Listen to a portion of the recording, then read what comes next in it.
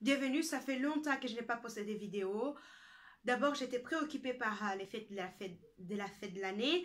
Après, j'ai eu plusieurs locataires qui quittaient et donc de nouveaux aussi qui venaient.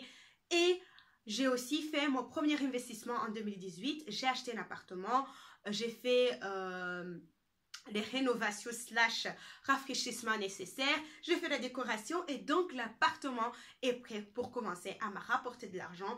Il est prêt pour commencer à m'enrichir. Donc, désolée, ma vie est revenue à la normale. Je vais recommencer à créer et à poster des vidéos. Deuxièmement, bonne année en retard. Troisièmement, j'espère que vous avez beaucoup de projets et que ça inclut des projets pour améliorer votre vie financière pour 2018 et j'espère que vos projets vont se réaliser. Pour 2018, on va directement rentrer dans les vues des sujets. On a perdu déjà 2 mois, donc du coup voilà. On va prendre un de mes investissements et on va l'analyser. Pour être clair, je ne me base pas du tout sur l'appartement que je viens d'acheter maintenant parce que bien sûr, c'est nouveau. Bien sûr, j'avais des projections et j'ai une idée de quelle rentabilité j'espère avoir, mais rien n'est dit que mon planning va matcher la réalité. Donc, on va se baser sur des chiffres réels, on va se baser sur un exemple d'appartement que j'ai déjà depuis quelques années et comme ça, vous avez des chiffres réels. Donc, j'ai acheté l'appartement il y a quelques années. C'est un appartement d'une chambre, il se trouve tout près des transports publics et il se trouve dans une petite copropriété. En commencement, on était à 2 propriétaires, maintenant on est à 3 propriétaires. L'appartement, je l'ai acheté à 85 000, c'est ça donc le prix d'achat. Bien sûr, il y a les frais de notaire à payer qui s'élèvent jusqu'à 14 450. Juste pour être clair, les frais de notaire, on appelle ça comme ça, mais ça inclut beaucoup plus que les frais de notaire. Ça inclut les frais d'enregistrement. Ça, c'est l'argent qui va vers l'État. Ils sont à 12,5% des prix d'achat à Bruxelles. Ça inclut les frais des actes de crédit. Ça inclut les recharges que les notaires font à la commune. À commencement, moi, je croyais que le notaire recevait tout cet argent. Et donc, je me demandais s'il ne fallait pas retourner à l'école, changer de métier.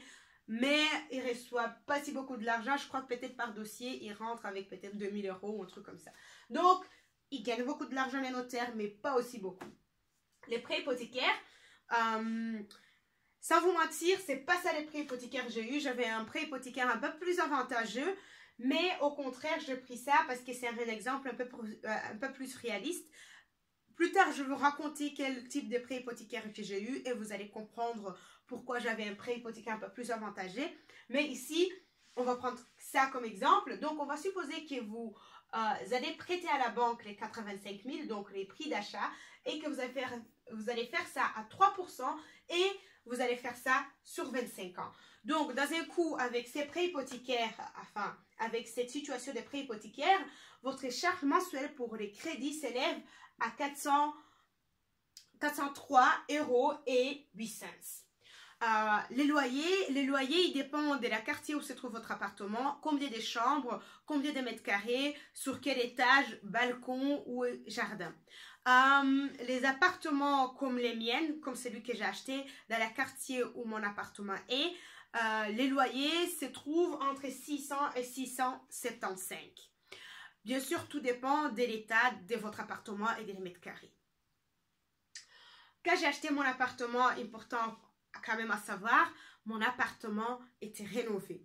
Et d'ailleurs, j'ai signé les compromis avant qu'on finisse les travaux. Et donc, on a fini les travaux juste avant que j'ai signé l'acte. Donc, tout était encore nouveau, tout était nickel. J'ai aussi eu la chance, ils avaient déjà loué l'appartement à un bon locataire.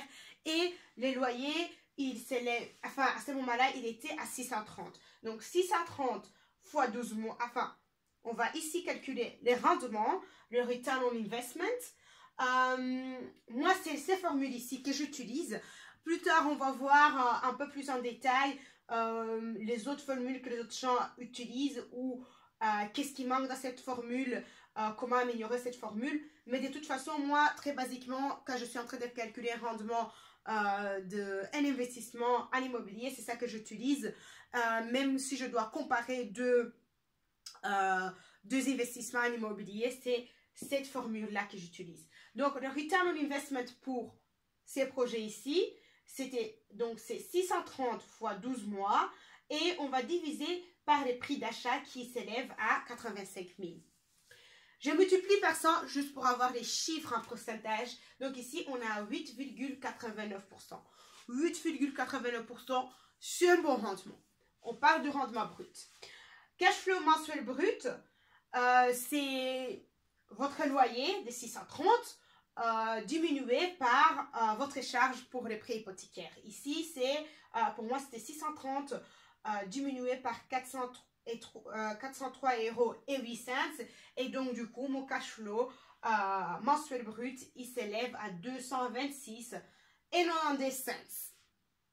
Juste pour être clair, dans les cas que c'est un nouveau concept pour vous, car ici, je parle des cash flows, je parle de l'argent que vous gardez à la fin du mois après avoir payé vos charges.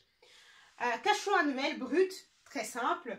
Vous prenez les cash flows mensuels fois 12 mois et vous avez les cash flows annuels bruts. Ici, donc, il s'élève à 2723,04 €. Maintenant, il y a des autres frais à part, bien sûr, les crédits. Il y a l'assurance pour les bâtiments, il y a les frais en commun. Vu qu'on est dans une petite copropriété, il n'y a pas de lift et donc les frais en commun, ils sont très minimes. Donc, le seul frais en commun que nous, on avait, c'est l'électricité. Pour les cages d'escalier, chacun nettoyait sa partie et donc, du coup, les frais en commun, ils ne sont pas tellement beaucoup. Donc, pour moi, l'assurance et les frais en commun, j'ai payé maximum genre 250 €. Donc, du coup, j'ai mis ça à 300 € juste pour couvrir quelques problèmes qui peuvent y avoir. Et après aussi, il faut payer les taxes, malheureusement. Il y a les comptes immobiliers qu'il faut payer chaque année qui s'élèvent à 400 €. Du coup, le cash flow annuel net, il est à 2023,04 €. Donc, du coup, minimum, chaque mois, j'ai un cash flow de 150 €. Donc, à ce moment-là, je prends encore une fois même 200 € extra parce que par année, si je calcule 150 € par mois, ça veut dire que par année, c'est 1800 €. Donc, je prends toujours 200 € pour couvrir les petits problèmes qui peuvent y avoir. Clairement, bien sûr, tout dépend de vous. Pour moi, ça, c'est un bon investissement. Donc, dans les jours qui suivent, on va à chaque fois parcourir toutes les étapes et un peu regarder un peu plus en détail. Donc, prix d'achat, on va regarder comment chercher l'appartement, comment négocier les prix. Pour les frais de notaire, on va un peu voir comment on calcule les frais de notaire. Les prêts hypothécaires, on va voir qu'est-ce que la banque prend en compte pour vous donner ou pour vous refuser un crédit. Après, loyer, comment chercher le locataire, comment décider quel loyer vous devez demander. Et ici, tout ce qui est rendement, bien sûr, on va voir les formules de return on investment. Il y a des gens, si on a envie d'être correct, en fait, il faut carrément prendre en compte les frais de notaire, il faut prendre en compte la appréciation de votre logement. Et après, on va bien sûr aussi regarder un peu les cash flows et tout ce qui va avec. Voilà, c'est ça qu'on va faire dans les prochaines vidéos. Je continue aussi les sujets desquels j'ai parlé avant, mais on va surtout se concentrer dans l'immobilier. Donc, à très bientôt et merci beaucoup. Si vous avez aimé les vidéos, n'oubliez pas de liker, de commenter. Si vous avez des questions, n'oubliez pas surtout de commenter parce que comme ça, je peux répondre à vos questions dans les prochaines vidéos. Si vous connaissez quelqu'un que cette vidéo peut aider, partagez-le et donc à très bientôt.